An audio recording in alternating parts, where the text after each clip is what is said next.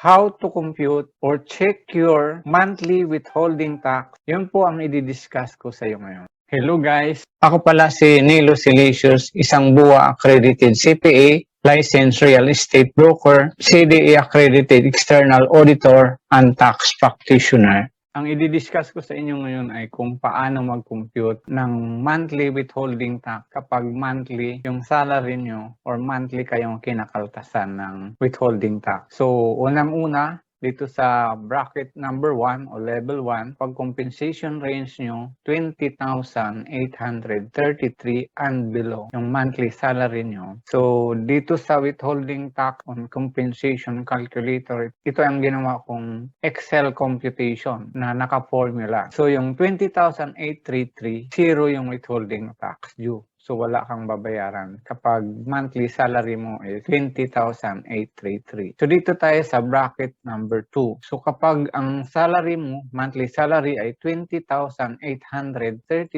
hanggang 33,332, 20% daw, i-multiply mo ng 20% yung over ng 20,833. So, dito sa right side, yung computation natin, ilagay mo lang dito yung taxable salary mo na kung 20,833, zero. So, kung ilagay natin na 30,000, so pwede ito dahil hindi siya lampas ng 33,332. So, kapag 30,000 ang monthly salary mo, so mayroong withholding tax na 1,833.40. So, ang computation yan is 30,000 minus 20,833. So, dito galing po yun, 20,833 equals 9,167. Multiply daw natin ng 20%. Ito yun, 20%.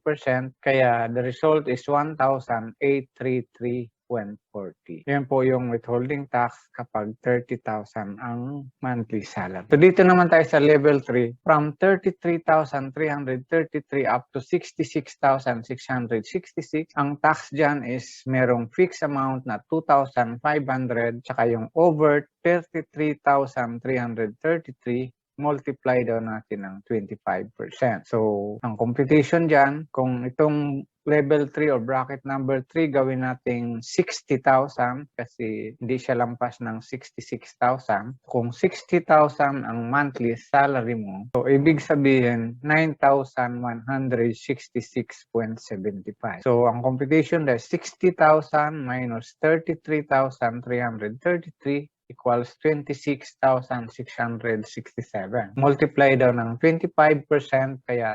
6,666 plus 2,500 na fixed amount, galing dito yon, kaya 9,166.75. Yung withholding tax mo kapag 60,000 ang monthly salary mo, taxable salary. So take note, ng taxable salary is net po siya ng SSS, PhilHealth, and Pag-ibig. Tsaka yung de minimis benefits, hindi kasama rito kasi non-taxable yon. Dito sa level 4, so dito tayo sa level 4 o bracket number 4, from 66,667 up to 166,666. Ang withholding tax niya ay 10,833 fixed amount plus or multiply mo ng 30% yung over 66,667. So dito sa level 4, kapag 66,667, so fixed amount is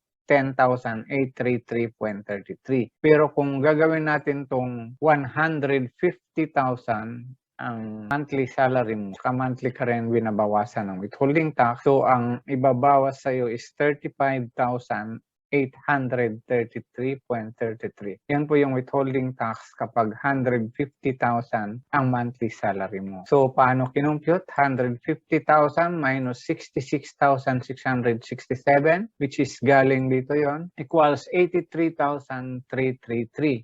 Multiply daw ng 30%, which is galing dito yon. So, multiply ng 30%, the result is 24,999.90 plus the fixed amount of 10,833, galing dito po yon, kaya 35,833.23 kapag 150,000 ang monthly salary mo. So, dito sa level 5, So 166,667 up to 166,666. So meron daw 40,833.33 na withholding tax fixed amount, and then multiply to 32% yung excess of 166,667. So pag compute natin dyan, so itong 166,667 meron siyang fixed amount na 40,833.33. Ito po yun. So kung gagawin natin tong 500,000 o kahit 600,000, hindi naman siya lampas ng 666,000. So kung 600,000 yan, ang monthly withholding tax mo ay 179,499.89. So ang computation dyan is 600,000 minus 166,667 equals 433,333. Multiply daw ng 32%. The result is 138,666.56. So, i-add natin sa fixed amount na 40,833. So, ang withholding tax monthly ay 179,499.89 kapag 600,000 ang monthly salary mo. So, dito sa level 6, highest level, so kapag 666,667 and above, so meron siyang fixed amount na 200,833, 666,667, meron siyang fixed amount na 200,833. In excess of 666,667, i-multiply daw natin ng 35%. Kaya dito sa level 6, kapag 666,667, so ang withholding tax dyan is 200,833.33. Pero kung lalampas na dyan, gagawin nating 700,000, tilampas siya ng 666,667. So 700,000 minus 666,667 equals 33,333 times 35%, 11,666.55.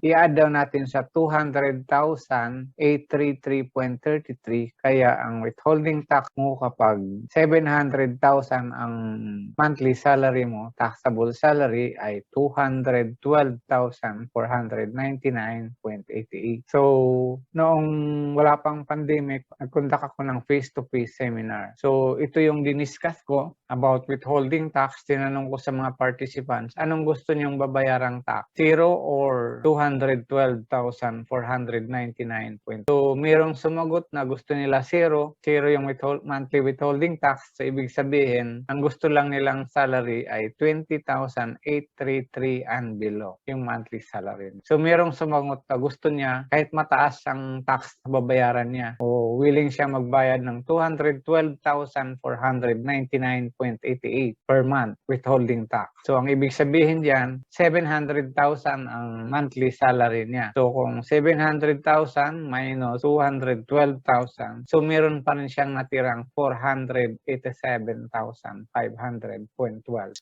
Thank you. Maraming salamat po.